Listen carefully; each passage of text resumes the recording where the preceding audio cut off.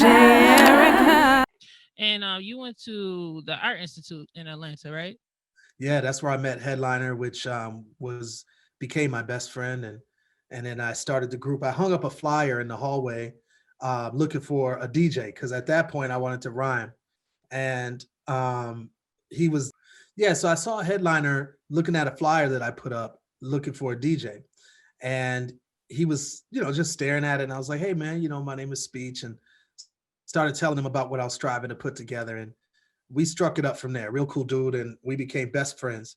He became the DJ for what I wanted to create, and then I started adding members through that. After that, and he even added members too. So it was cool. It was like just a really good energy and a good place to start a group. Being in the Art Institute, it was creative, and Headliner was a really cool cat, and from South Carolina area, real cool dude.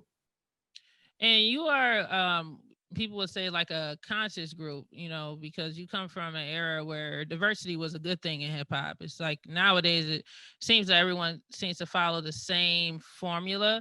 Yeah. But you were a group that basically was very revolutionary in the way that you presented yourself. Was that something that you consciously did, or it just came to you naturally? Probably a little bit of both. I mean, I believe that everybody is absolutely original if they be themselves.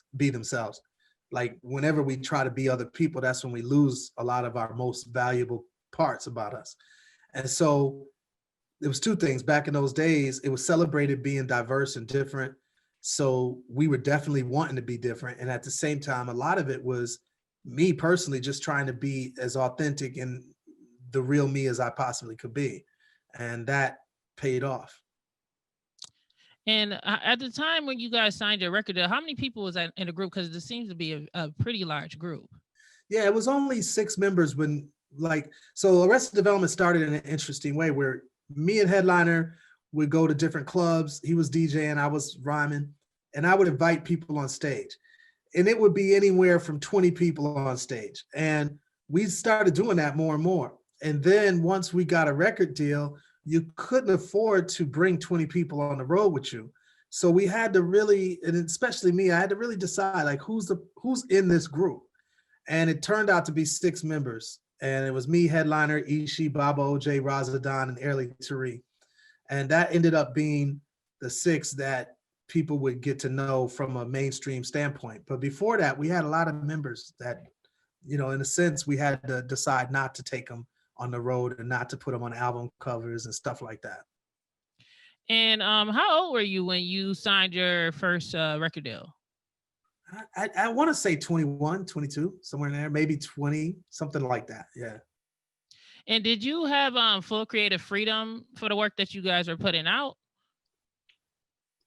Yeah, we did. Well, the cool thing was about the first record is we got signed to a single deal initially. It was for a song, Mr. Wendell, and a B-side of a song called Natural. And then I'd already created most of the rest of the record, but just on cassette tapes. We used to record on cassette tapes back in the day. And so the record was pretty much created, and we shot that and all of that, but they only wanted to do the single deal. And then unfortunately, my grandmother passed away. She was my closest grandmother. And then my brother passed away the same week. And the last place I saw both of them was in Tennessee. And so I wrote the song Tennessee. And that song was listened to by the label. I told them I wanted to release this song first instead of any of the other stuff. And they listened to it, loved it. And we shot a video for it. And that got us the album deal. Even though we had a record in the, like I said, on cassette, we were able to then record the whole album in a professional studio and put that out. So yeah, it was sort of a process. DJ